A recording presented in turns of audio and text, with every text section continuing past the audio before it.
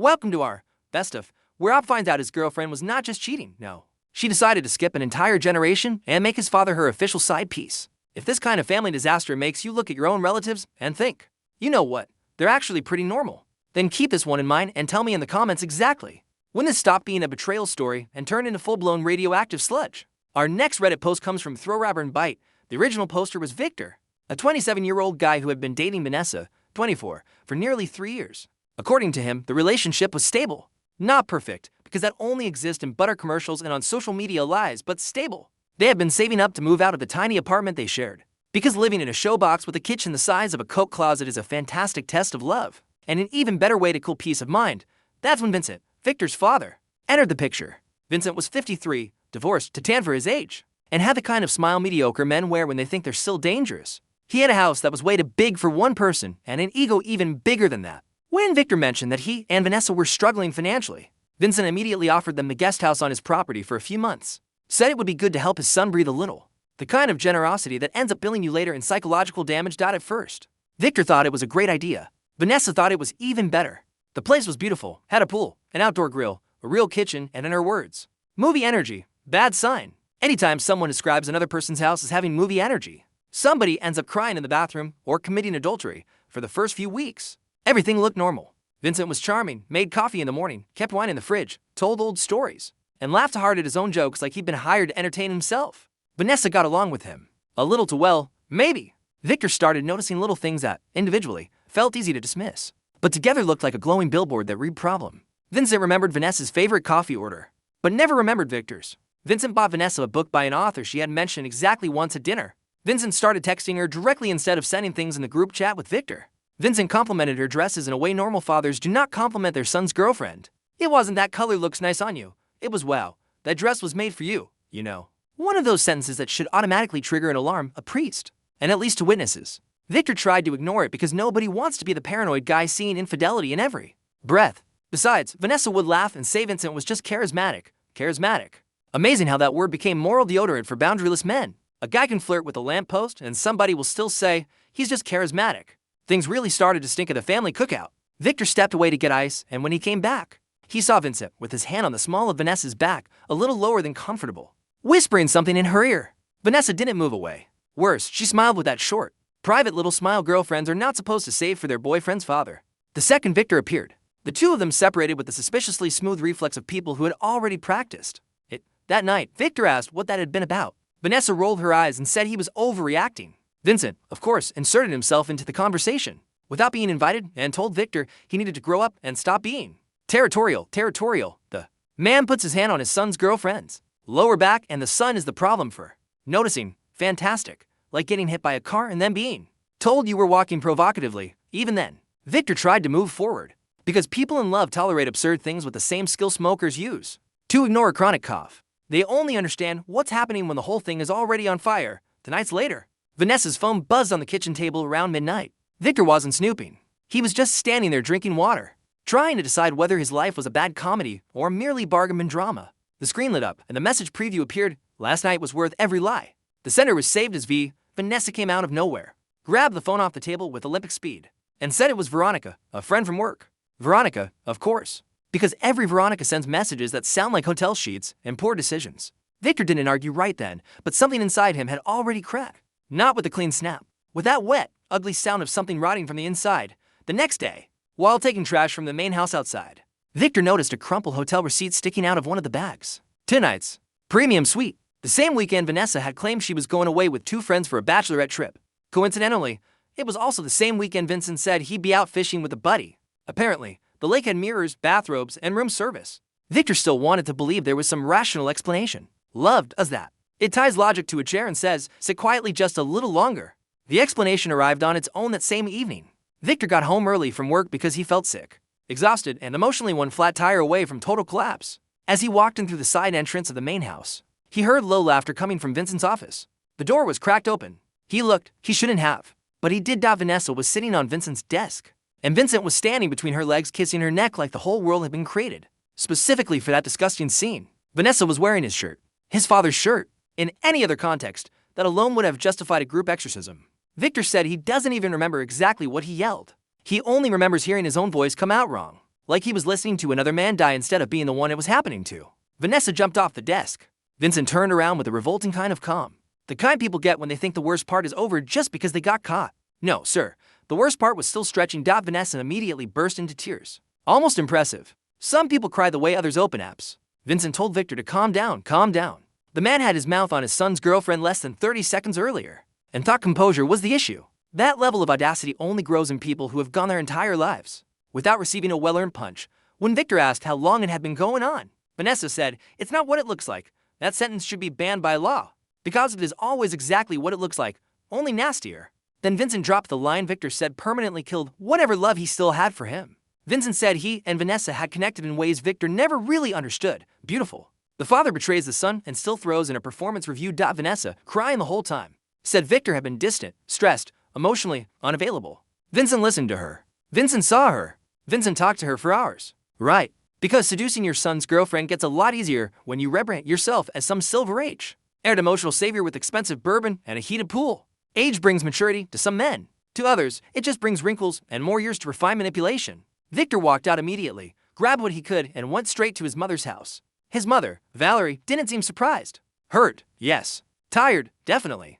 But surprised, no. Which already says a lot about Vincent. When Victor told her everything, Valerie stayed quiet for a few seconds and then said, "So, it was finally your turn, small sentence. Nuclear weight." In the comments, Reddit did what Reddit does best when a story is horrifying enough. It lit the match with frightening accuracy. One person wrote that Vincent hadn't stolen his son's girlfriend. He had competed with him. And any man who competes with his own son for female attention is not a father. He's a vanity sinkhole and loafers. Another commenter said Vanessa didn't fall into temptation. She booked the ticket, checked in, and ordered dessert. Because secret texts, hotel weekends, and office makeout sessions are not a mistake. That's already a membership program. A third person told Victor to expose everything before Vincent got the chance to roll out the deluxe, sanitized version of events.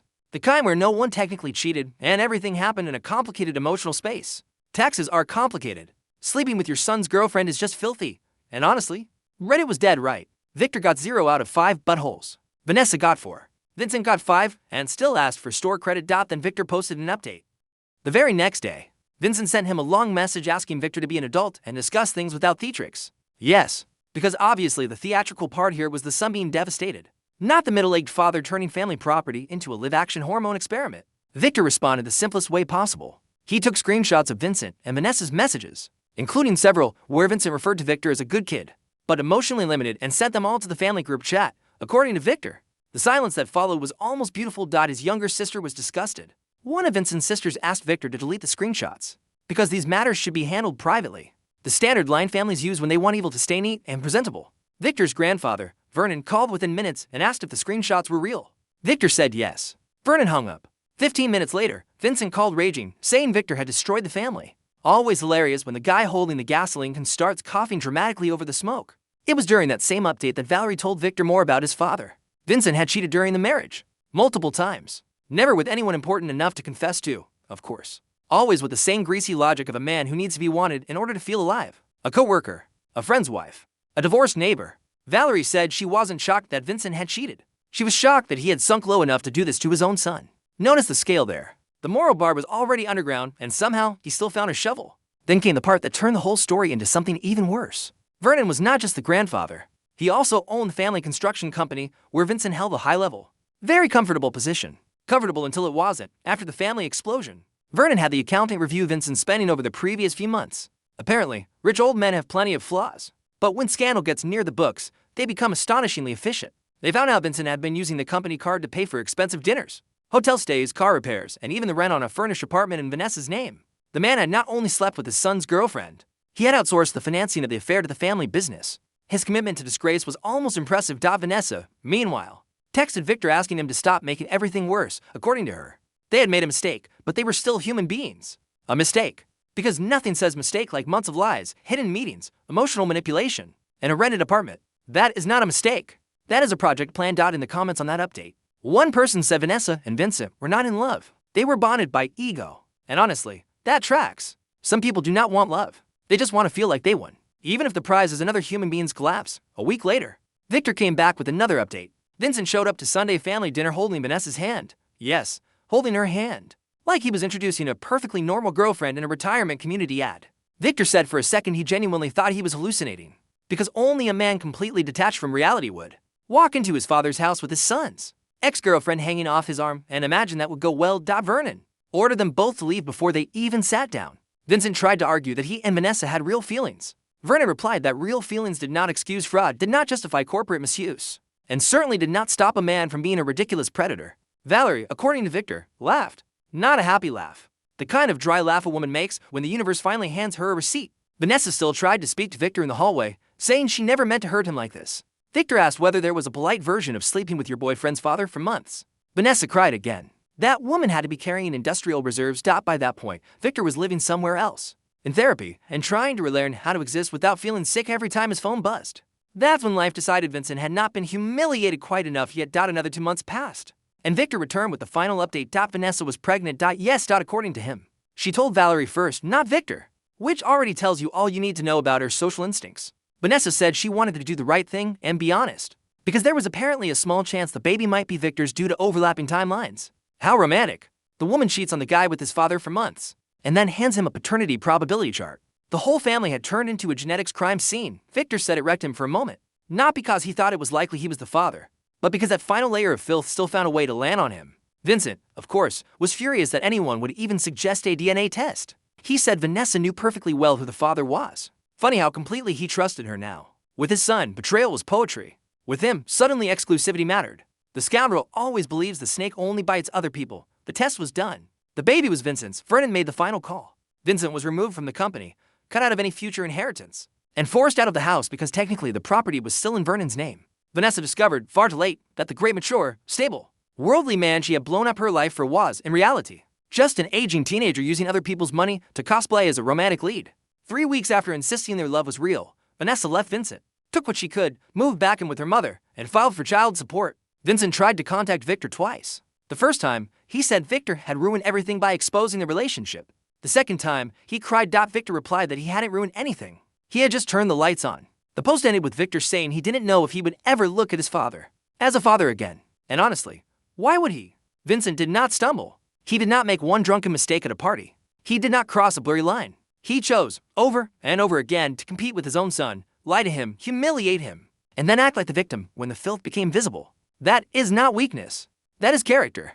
Or more accurately, the total absence of it. In the end, Vanessa lost her boyfriend, her image, and the fantasy of the older, wiser savior. Vincent lost his son, his position, his inheritance, his house, and gained a baby who will someday grow up hearing one of the most toxic origin stories selfish adults ever produced. Victor, ironically, was the only one who came out of the wreckage still looking like a decent human being.